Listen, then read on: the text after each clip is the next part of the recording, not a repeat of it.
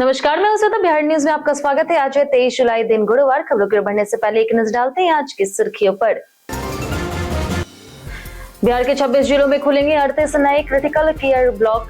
केंद्र की मंजूरी से मजबूत होगा स्वास्थ्य ढांचा। 11 बायो ऊर्जा परियोजनाओं को भी मिलेगी नई रफ्तार। अब आधी रात को भी पढ़ाई में नहीं आएगी दिक्कत। बिहार बोर्ड लॉन्च करेगा नया लर्निंग ऐप। छात्रों को मिलेगा मेंटर से जुड़ने और सवाल पूछने का मौका। बिहार में कृषि भूमि से कमाई का नया रास्ता खुला। अब किसानों को कारोबार शुरू करने के लिए नहीं लेनी होगी अलग अनुमति। निवेश और रोजगार बढ़ने की उम्मीद। बिहार में टाउनशिप के लिए जमीन देने वाले किसानों को बड़ी राहत। जांच से भुगतान तक की प्रक्रिया सिर्फ 1 महीने में होगी पूरी। सरकार ने जबरन अधिग्रहण से किया इनकार। बिहार शिक्षा विभाग का बड़ा कदम। छात्रों और अभिभावकों के लिए शुरू हुई टोल फ्री हेल्पलाइन। अब स्कूल परीक्षा, नामांकन और छात्रवृत्ति से जुड़ी शिकायतों का होगा जल्द समाधान। बिहार के पहले ग्रीनफील्ड एक्सप्रेसवे ने पकड़ी रफ्तार। आमस दरभंगा एक्सप्रेसवे का 25% काम हुआ पूरा। 2027 तक तैयार होने के बाद उत्तर और दक्षिण बिहार की दूरी होगी कम। भारत और जिम्बाब्वे के बीच T20 सीरीज का पहला मैच आज हरारे में उतरेगी युवा टीम। कप्तान श्रेयस अय्यर को जीत से शुरुआत की उम्मीद। चलिए एक नजर डालते हैं आज की 25 बड़ी खबरों की ओर। इसरो में इंटर्नशिप के लिए 14 सितंबर तक करे ऑनलाइन आवेदन। भारतीय अंतरिक्ष अनुसंधान संगठन यानी कि इसरो के विक्रम साराभाई अंतरिक्ष केंद्र ने इसरो इंटर्नशिप 2026 के लिए आवेदन आमंत्रित किए। केवल भारतीय नागरिक आवेदन कर सकते हैं। पात्रता में BTech, ME, MTech, BSc, MSc या फिर पीएचडी के नियमित ऑन कैंपस छात्र शामिल हैं। न्यूनतम 60% अंक या 6.32 सीजीपीए आवश्यक है। इंटर्नशिप की अवधि 21 से 45 दिन की होगी और इसमें कोई स्टाइपेंड नहीं मिलेगा। आवेदन 14 अगस्त 2026 सुबह 10 बजे से 14 सितंबर रात 11:59 तक किए जा सकेंगे। इंटर्नशिप 1 नवंबर 2026 से 31 जनवरी 2027 के बीच होगी। इच्छुक छात्र vssc.gov.in/students/ पर ऑनलाइन आवेदन कर आवश्यक दस्तावेज अपलोड कर सकते हैं। बिहार के पहले ग्रीनफील्ड एक्सप्रेसवे का 25% तक काम पूरा। 2027 में होगा तैयार। बिहार के पहले greenfield expressway Amas Darbhanga expressway का करीब 25% तक काम पूरा हो चुका है। एनएचएआई द्वारा बनाई जा रही 189 किलोमीटर लंबे इस 4 लेन एक्सप्रेसवे को 2027 तक पूरा करने का लक्ष्य है। यह एक्सप्रेसवे गयाजुई के आमस से शुरू होकर के जहानाबाद, पटना, वैशाली, समस्तीपुर होते हुए दरभंगा तक जाएगा और 7 जिलों को जोड़ेगा। परियोजना पूरी होने के बाद उत्तर और दक्षिण बिहार के बीच यात्रा समय में 4 से 5 घंटे की कमी आने की उम्मीद है। पैकेज 4 में समस्तीपुर दरभंगा रूट पर पुल, फ्लाईओवर और आरओबी का निर्माण तेजी से चल रहा है। कम बारिश से परेशान किसानों को बिहार सरकार देगी डीजल अनुदान। मॉनसून में कम बारिश से परेशान बिहार के किसानों को सरकार राहत देने की तैयारी में है। मुख्यमंत्री सम्राट चौधरी ने विधानसभा में घोषणा की है कि कम वर्षा वाले क्षेत्रों में किसानों को खरीफ फसलों की सिंचाई के लिए डीजल अनुदान दिया जाएगा। इसके लिए सभी जिलाधिकारियों से बारिश और खेती पर असर की रिपोर्ट मांगी गई है। रिपोर्ट मिलने के बाद अनुदान वितरण शुरू होगा। सरकार किसानों को सिंचाई के लिए 12 घंटे बिजली उपलब्ध कराने की व्यवस्था भी कर रही। विपक्ष ने विधानसभा में सुखाड़ का मुद्दा उठा करके तत्काल राहत की मांग की थी, जिसके बाद मुख्यमंत्री ने कदम उठाने का आश्वासन दिया। बिहार के 26 जिलों में बनेंगे 38 क्रिटिकल केयर ब्लॉक। केंद्र सरकार ने प्रधानमंत्री आयुष्मान भारत स्वास्थ्य अवसंरचना मिशन के तहत बिहार में 26 जिलों में 38 क्रिटिकल केयर ब्लॉक स्थापित करने की मंजूरी दे दी है। राज्य मंत्री प्रताप राव जाधव ने राज्यसभा में बताया कि निविदा प्रक्रिया पूरी हो चुकी है और कार्यादेश जारी किए जा चुके हैं। इन ब्लॉकों के निर्माण और संचालन की जिम्मेदारी राज्य सरकार की होगी, जबकि केंद्र वित्तीय और तकनीकी सहायता देगा तथा परियोजनाओं की नियमित समीक्षा करेगा। वहीं राष्ट्रीय जैव ऊर्जा कार्यक्रम के तहत बिहार के 11 बायो ऊर्जा परियोजनाओं के प्रस्ताव मिले। केंद्र सरकार जैव ऊर्जा को बढ़ावा देने के लिए कई योजनाओं और वित्तीय सहायता का संचालन कर रही। बिहार को मिलेंगे 3 नए गंगा एक्सप्रेसवे जैसे पद। बिहार सरकार राज्य में सड़क कनेक्टिविटी मजबूत करने के लिए 3 नए गंगा पथ बनाएगी। इनमें बिदुपुर दिगवाड़ा गंगा, अंबिका पथ, मनेर बक्सर विश्वामित्र पथ और दरिया डुमरिया घाट नारायणी पथ शामिल है। परियोजनाओं के लिए सर्वे, अलाइनमेंट, लागत और भविष्य के ट्रैफिक का अध्ययन शुरू हो गया, जिससे 6 महीने में पूरा करने का लक्ष्य है।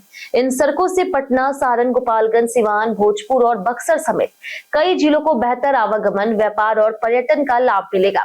साथ ही सरकार ने स्पष्ट किया है कि स्टेट हाईवे पर केवल व्यावसायिक वाहनों से ही टोल टैक्स लिया जाएगा। रेरा की नई व्यवस्था से तेज होगा real estate registration. Bihar RERA ने रियल एस्टेट परियोजना के पंजीकरण की प्रक्रिया को आसान और तेज बनाने के लिए नई व्यवस्था लागू की। रेरा अध्यक्ष विवेक कुमार सिंह के अनुसार नई फिल्टर प्रणाली आवेदन के दौरान प्रमोटरों को जरूरी दस्तावेजों की जानकारी देगी और गलतियों पर तुरंत अलर्ट करेगी। अब भूमि संबंधित जानकारी के लिए केवल जमाबंदी, अद्यतन लगान रसीद और नॉन इनकम्प्रेस प्रमाण पत्र देना होगा। छोटे नए बिल्डरों को ऑडिट रिपोर्ट की जगह आयकर रिटर्न जमा करने की सुविधा मिलेगी। ब्रोशर और कई अतिरिक्त दस्तावेजों की बाध्यता खत्म कर दी गई है। इससे बिल्डरों को सुविधा मिलेगी और घर खरीदारों के लिए हित भी सुरक्षित रहेंगे। अब कृषि भूमि पर सीधे शुरू कर सकेंगे अपना कारोबार। बिहार विधानसभा ने कृषि भूमि के उपयोग से जुड़ा महत्वपूर्ण विधेयक पारित कर दिया है। अब किसानों को अपनी कृषि भूमि पर गोदाम, cold storage, dairy, food processing unit, petrol pump, दुकान या फिर अन्य व्यवसायिक गतिविधियां शुरू करने के लिए भूमि कन्वर्जन या फिर अलग सरकारी अनुमति की जरूरत नहीं होगी। सरकार का कहना है कि इससे किसानों का समय और खर्च बचेगा, निवेश बढ़ेगा और ग्रामीण क्षेत्रों में रोजगार के नए अवसर पैदा होंगे। कृषि आधारित उद्योगों, वेयर हाउसिंग और छोटे उद्यमियों को भी बढ़ावा मिलेगा। हालांकि विशेषज्ञों ने कृषि भूमि के दुरुपयोग को रोकने और कानून के प्रभावी क्रियान्वयन पर विशेष ध्यान देने की जरूरत बताई। टाउनशिप के लिए जमीन बेचने पर 1 महीने में मिलेगा भुगतान। बिहार सरकार ने सैटेलाइट टाउनशिप परियोजना के तहत जमीन बेचने वाले किसानों को बड़ी राहत दे दी। नगर विकास और आवास मंत्री नीतीश मिश्रा ने कहा कि जमीन की जांच से भुगतान तक की पूरी प्रक्रिया 1 महीने में पूरी की जाएगी। सरकार ने स्पष्ट किया है कि किसी भी किसान की जमीन जबरदस्ती अधिग्रहित नहीं की जाएगी और पूरी प्रक्रिया उनकी सहमति से होगी। अब तक करीब 750 आवेदन प्राप्त हो चुके हैं तथा आवेदन के लिए डिजिटल प्लेटफॉर्म भी तैयार किए जा रहे हैं। सरकार 12 ग्रीनफील्ड सैटेलाइट टाउनशिप विकसित करेगी, जिनमें पाटलिपुत्रा और हरिहरनाथपुरम प्रमुख परियोजनाएं शामिल है। बिहार शिक्षा विभाग ने जारी किए 2 toll free helpline number. Bihar सरकार के शिक्षा विभाग ने छात्रों, अभिभावकों, शिक्षकों और आम नागरिकों की समस्याओं के समाधान के लिए टोल फ्री हेल्पलाइन नंबर शुरू कर दी। अब स्कूल, शिक्षक, छात्रवृत्ति, नामांकन परीक्षा, पठन पाठन और शिक्षा विभाग से जुड़े किसी भी विषय पर 14417 और 10003454417 पर शिकायत या फिर सुझाव दर्ज कराया जा सकता है। मुख्यमंत्री सम्राट चौधरी और शिक्षा मंत्री मिथिलेश तिवारी ने लोगों से इस सुविधा का अधिक उपयोग करने की अपील की है। विभाग का दावा है कि शिकायतों पर त्वरित कार्रवाई होगी, जिससे शिक्षा व्यवस्था में पारदर्शिता, जवाबदेही और गुणवत्ता बढ़ेगी तथा शिकायतों के निस्तारण की प्रक्रिया भी तेज होगी। बिहार में जल्द लागू होगी नई सहकारिता नीति 2026। बिहार सरकार जल्द ही बिहार राज्य सहकारिता नीति 2026 लागू करने की तैयारी में है। नई नीति के तहत हर गांव को कोऑपरेटिव विलेज के रूप में विकसित किए जाएंगे और प्रत्येक पंचायत में कम से कम 1 सहकारी इकाई स्थापित करने का लक्ष्य है। राज्य में 8,984 सहकारी समितियों को डिजिटल प्लेटफॉर्म से जोड़ने तथा उनकी संख्या में 30% वृद्धि की योजना बनाई गई। पैक्स का दायरा बढ़ा करके डेयरी, फूड प्रोसेसिंग, पर्यटन, हरित ऊर्जा, टैक्सी सेवा और बीमा जैसे क्षेत्रों तक विस्तारित किया जाएगा। सरकार महिलाओं, युवाओं और वंचित वर्गों की भागीदारी बढ़ा करके ग्रामीण अर्थव्यवस्था और रोजगार को मजबूत करना चाहती है। इंग्लैंड में नाकामी के बाद वैभव का बड़ा बयान। जिम्बाब्वे दौरे से पहले युवा बल्लेबाज और बिहार के लाल वैभव सूर्यवंशी ने कहा कि पिछले 4 महीनों में उनके करियर में कई उतार चढ़ाव आए, लेकिन वो अपनी प्रक्रिया पर भरोसा रखेंगे और टीम के लिए अपना 100% योगदान देने की कोशिश करेंगे। उन्होंने कहा कि कोचों से उन्हें पूरा समर्थन मिल रहा और उनका आत्मविश्वास बढ़ा हुआ है। वैभव सूर्यवंशी ने हरारे मैदान को अपने लिए खास बताया, क्योंकि यही उन्होंने अंडर 19 वर्ल्ड कप फाइनल में इंग्लैंड के खिलाफ 175 रनों की शानदार पारी खेली थी। उन्होंने कहा कि उस टूर्नामेंट से मिली सीख को अब अपने खेल में इस्तेमाल करेंगे और अभ्यास और गेम पर भरोसा रखेंगे। 24 जुलाई को मुजफ्फरपुर में लगेगा रोजगार कैंप। मुजफ्फरपुर के गनपुर स्थित नियोजनालय भवन में 24 जुलाई को सुबह 10 बजे से शाम 4 बजे तक रोजगार शिविर का आयोजन किया जाएगा। जेप्टो प्राइवेट लिमिटेड द्वारा डीएच एसोसिएट के 60 पदों पर बिना लिखित परीक्षा सीधी भर्ती की जाएगी। आवेदन के लिए 12वीं पास, आयु 18 से 35 वर्ष निर्धारित है। चयनित अभ्यर्थियों को 16,000 से लेकर के 19,000 तक मासिक वेतन, पीएफ, ईएसआईसी समेत अन्य सुविधाएं मिलेगी। इच्छुक उम्मीदवार बायोडाटा, आधार, पैन, शैक्षणिक प्रमाण पत्र और फोटो लेकर के पहुंचे। एनसीएस पोर्टल पर पंजीकरण अनिवार्य है, जिसे मौके पर ही निःशुल्क कराया जा सकेगा। पटना में नीट छात्रों का प्रदर्शन, पुलिस ने बरसाई लाठियां। नीट पेपर लीक के विरोध में प्रदर्शन कर रहे छात्रों और पुलिस के बीच बुधवार को पटना में जोरदार टकराव हुआ। छात्रों के राजभवन मार्च को रोकने के दौरान जेपी गोलंबर और डाक बंगला चौराहे पर पुलिस ने बैरिकेडिंग, वाटर कैनन, आंसू गैस और लाठीचार्ज का इस्तेमाल किया। बाद में मुख्यमंत्री आवास के बाहर भी पुलिस कार्रवाई हुई, जिसमें कई छात्र घायल हुए। प्रदर्शनकारियों ने डाक बंगला पर पत्थरबाजी की, जिससे कई पुलिसकर्मी भी घायल हुए और कुछ वाहनों में तोड़फोड़ हुई। सुबह गांधी मैदान से शुरू हुआ मार्च कई जगह रुका गया, लेकिन छात्र बैरिकेड तोड़कर आगे बढ़ते रहे। पुलिस ने कुछ प्रदर्शनकारियों को हिरासत में लिया। एएआई ने जारी किया पूर्णिया एयरपोर्ट निर्माण टेंडर। पूर्णिया हवाई अड्डे के विकास को लेकर के सीमांचल और उत्तर पूर्वी बिहार के लिए बड़ी सौगात मिली। भारतीय विमानपत्तन प्राधिकरण यानी कि एएआई ने करीब 294.05 करोड़ रुपए की लागत से स्थायी सिविल एनक्लेव निर्माण के लिए ईपीसी निविदा जारी कर दी है। परियोजना में आधुनिक टर्मिनल भवन, विमानपत्तन सुविधाएं और बाहरी विकास कार्य शामिल है। मुख्यमंत्री सम्राट चौधरी ने प्रधानमंत्री नरेंद्र मोदी का आभार जताते हुए कहा कि इससे क्षेत्र में पर्यटन, व्यापार, निवेश और रोजगार के अवसर बढ़ेंगे। पूर्णिया से रोजाना 10 उड़ानों का संचालन हवाई यात्रा की बढ़ती मांग और परियोजना की सफलता को दर्शाता है। पटना हाईकोर्ट के डिस्ट्रिक्ट जज के पदों पर 28 जुलाई तक करे आवेदन। पटना हाईकोर्ट ने डिस्ट्रिक्ट जज भर्ती के लिए ऑनलाइन आवेदन प्रक्रिया दोबारा शुरू कर दी है। जिन अभ्यर्थियों से पहले आवेदन छूट गया था, वे अब 21 जुलाई से 28 जुलाई तक patnahighcourt.gov.in पर जाकर के आवेदन कर सकते हैं। इस भर्ती में चयनित उम्मीदवारों को 7वें वेतन आयोग के तहत 1,44,840 से लेकर के 1,94,660 रुपए प्रति माह वेतन के साथ आवास, चिकित्सा, वाहन और अन्य भत्ते भी मिलेंगे। आवेदन के लिए न्यूनतम आयु 35 वर्ष और अधिकतम 50 वर्ष है। उम्मीदवार के पास मान्यता प्राप्त विश्वविद्यालय से एलएलबी की डिग्री तथा कम से कम 7 वर्ष का निरंतर वकालत अनुभव होना चाहिए। आवेदन केवल आधिकारिक वेबसाइट पर ऑनलाइन स्वीकार किए जाएंगे। बिहार में 2 आईएएस अधिकारियों को मिली नई जिम्मेदारी। बिहार सरकार ने राज्य प्रशासनिक सेवा में बड़ा फेरबदल करते हुए 2 वरिष्ठ आईएएस अधिकारियों की जिम्मेदारियों में बदलाव किया। 2010 बैच की आईएएस रचना पाटिल को वित्त विभाग के सचिव पद पर बरकरार रखते हुए कृषि विभाग के अतिरिक्त प्रभार से मुक्त करा दिया गया। वहीं 2014 बैच की आईएएस रंजीत कुमार का योजना और विकास, उन्हें युवा, रोजगार और कौशल विकास विभाग में अपर सचिव बनाया गया है। सामान्य प्रशासन विभाग ने यह अधिसूचना राज्यपाल के आदेश से जारी की है। सरकार का उद्देश्य प्रशासनिक व्यवस्था को मजबूत करना और युवा, रोजगार और कौशल विकास योजनाओं के क्रियान्वयन में तेजी लाना है। 5वां ट्रैफिक नियम तोड़े तो रद्द हो सकता है लाइसेंस। सड़क परिवहन और राजमार्ग मंत्रालय ने ट्रैफिक नियमों को लेकर के नया ड्राफ्ट नोटिफिकेशन जारी कर दिया। प्रस्ताव के अनुसार पहली बार छोटी गलती करने वाले वाहन चालकों का तुरंत चालान काटने के बजाय उन्हें चेतावनी दी जाएगी और इसका रिकॉर्ड ऑनलाइन दर्ज होगा। दोबारा गलती करने पर सख्त कार्रवाई होगी, जबकि 1 साल में 5 या फिर उससे अधिक बार गलती करने पर लाइसेंस रद्द कर दिया जा सकता है। ई चालान भुगतान के लिए 45 दिन का समय मिलेगा और गलत चालान पर ऑनलाइन शिकायत की सुविधा होगी। जुर्माना नहीं भरने पर वाहन पोर्टल पर ब्लॉक किए जा सकते हैं। स्क्रैप वाहनों की आरसी रद्द करने की प्रक्रिया भी ऑनलाइन होगी। जानिए आज कैसा रहेगा बिहार के मौसम का मिजाज। बिहार में अगले 3 से 4 दिनों तक अधिकतम तापमान में कोई खास बदलाव की संभावना नहीं है। इसके बाद तापमान में हल्की गिरावट दर्ज की जा सकती है। अगले 5 दिनों तक न्यूनतम तापमान लगभग स्थिर रहने का अनुमान है। इस दौरान उत्तर पश्चिम, उत्तर मध्य, उत्तर पूर्व और दक्षिण पूर्व बिहार के कई जिलों में 30 से 40 किलोमीटर प्रति घंटे की रफ्तार से तेज हवा चल सकती है। मेघ गर्जन और वज्रपात की संभावना भी जताई गई। अररिया, कटिहार, किशनगंज, सुपौल और पश्चिम चंपारण में भारी बारिश का अलर्ट जारी किया गया। अधिकतम तापमान 32 से 34 डिग्री सेल्सियस और न्यूनतम तापमान 24 से 26 डिग्री सेल्सियस रहने का अनुमान है। 15 अगस्त से बिहार बोर्ड छात्रों को मिलेगी 24 घंटे पढ़ाई की सुविधा।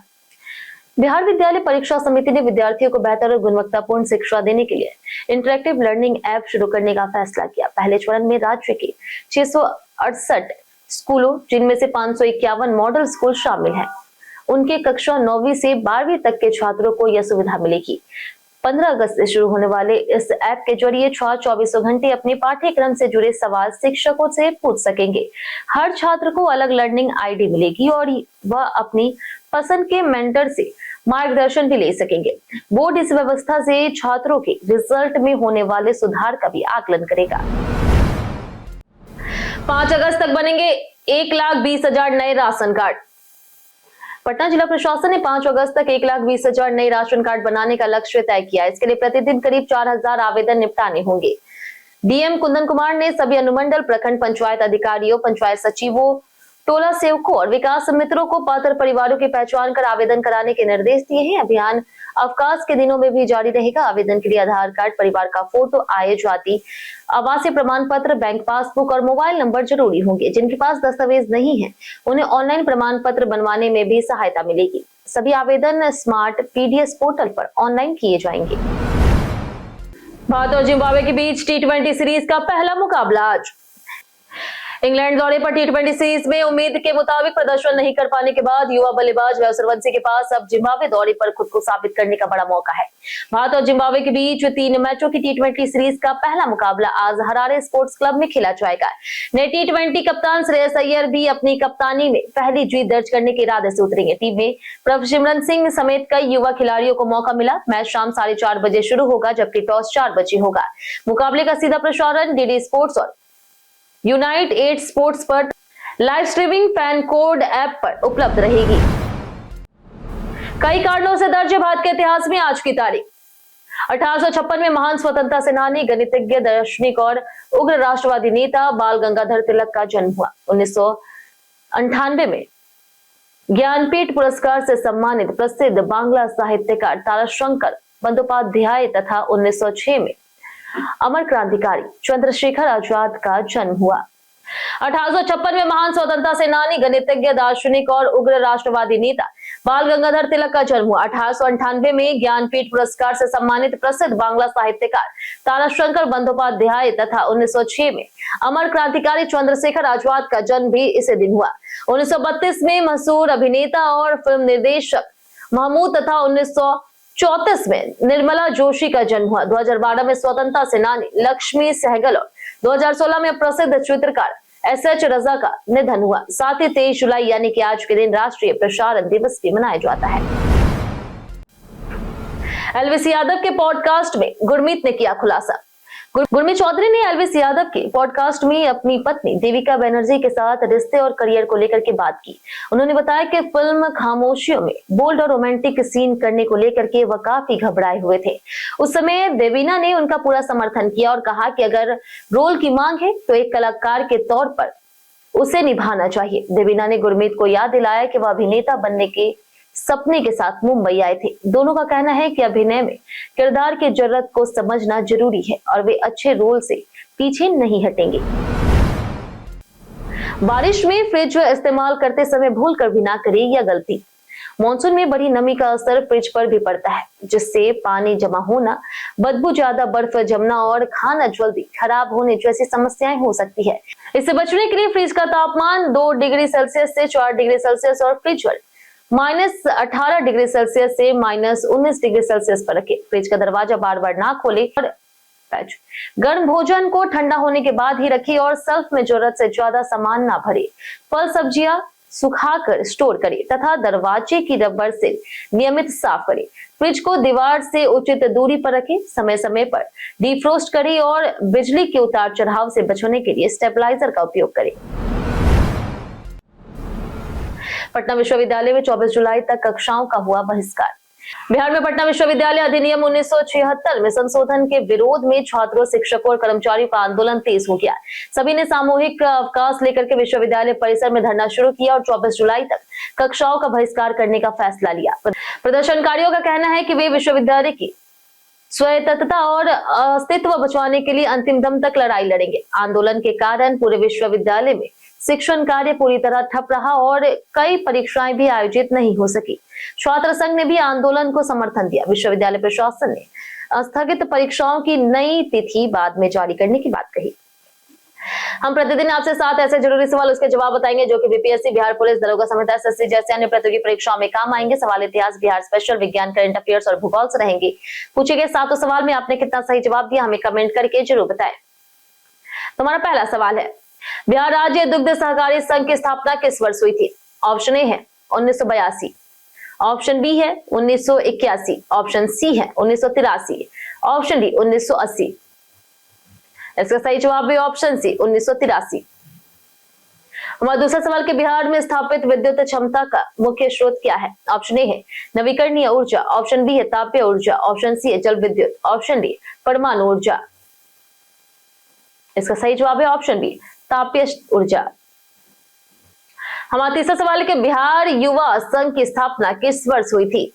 ऑप्शन ए है 1930, option B 1945, option C 1928, option D है 1932। इसका सही जवाब है ऑप्शन सी 1928। हमारा चौथा सवाल है कि बिहार के किस जिले में फलों का उत्पादन सबसे अधिक होता है? ऑप्शन ए है वैशाली, ऑप्शन बी है गया जी, ऑप्शन सी है मुजफ्फरपुर, ऑप्शन डी है पटना। इसका सही जवाब है ऑप्शन सी मुजफ्फरपुर। हमारा पांचवा सवाल है कि मगध में प्रथम ब्राह्मण राज्य की स्थापना किसने की? ऑप्शन ए है सिमुक, ऑप्शन बी है अग्निमित्र, ऑप्शन सी है पुष्यमित्र, ऑप्शन डी वासुदेव। इसका सही जवाब है ऑप्शन सी पुष्यमित्र। हमारा छठा सवाल कि देश की पहली महिला सूफी संत मखदुमा बीबी कमाल का मकबरा कहां स्थित है? ऑप्शन ए है काको, ऑप्शन बी है बेगूसराय, ऑप्शन सी है कैमूर, ऑप्शन डी है भोजपुर। इसका सही जवाब है ऑप्शन ए काको। हमारा आखिरी सवाल कि बिहार के किस शहर को रेशम नगरी के नाम से जाना जाता है? Option A Begusarai, option B है भागलपुर, ऑप्शन सी है मुंगेर, ऑप्शन डी है पटना। इसका सही जवाब है ऑप्शन बी भागलपुर। बीते दिन हमारे पूछे गए सवाल का जवाब आप लोग में से बहुत लोगों ने हमारे कमेंट बॉक्स सेक्शन में लिख कर दिया है। जिन्होंने हमारे पूछे गए सवाल का जवाब दिया उनके नाम है राकेश मिश्रा, कृष्ण प्रसाद, गुड्डू कुमार, संजीव कुमार, लक्ष्मी मेहता, राम बाबू दास, रंजीत मिश्रा, अनिल यादव, नौशाद रजा, राजीव कुमार, कौशलेंद्र कुमार सिन्हा, सूरज राय, पुरुषोत्तम कुमार, प्रदीप पंडित, राजकिशोर महतो, जितेंद्र ठाकुर, प्रेमनाथ मिश्रा, विवेक सिंह, मुन्ना प्रसाद, सूरज रॉय, नरेंद्र कुमार सिन्हा, पिंटू कुमार, लाल सिंह, सिकंदर कुमार, सोनी कुमार, पवन कुमार, संजय कुमार शर्मा, विनोद शाह, पूनम कुमारी, अशोक कुमार, उमाशंकर कुमार, जूही कुमारी, सोनी कुमारी, अनवर करीम खान, संजय कुमार शर्मा, सुस्मिता वर्मा, विजय घायल, राजवेंद्र ताती, दीपक कुमार, कामेश्वर कुमार, सूरज कुमार, अर्जुन राम, अमित कुमार, परवेज अंसारी, अबोध कुमार, अर्जुन राम, सूरज कुमार, संजय कुमार और अजय कुमार। इसी के साथ बढ़ते आज के सवाल की। आज का सवाल है, अगर आपको शिक्षा व्यवस्था में एक बदलाव करने का मौका मिले तो आप क्या बदलेंगे? आप अपना जवाब हमें हमारे कमेंट सेक्शन में लिखकर जरूर बताएं। आज के लिए इतना ही। बिहार की तमाम खबरों के साथ बने रहने के लिए देखते रहे बिहारी न्यूज और साथ ही अगर यूट्यूब चैनल पर देखें चैनल को सब्सक्राइब कर दे और अगर आप फेसबुक पेज पर देख रहे हैं तो लाइक और फॉलो जरूर करें।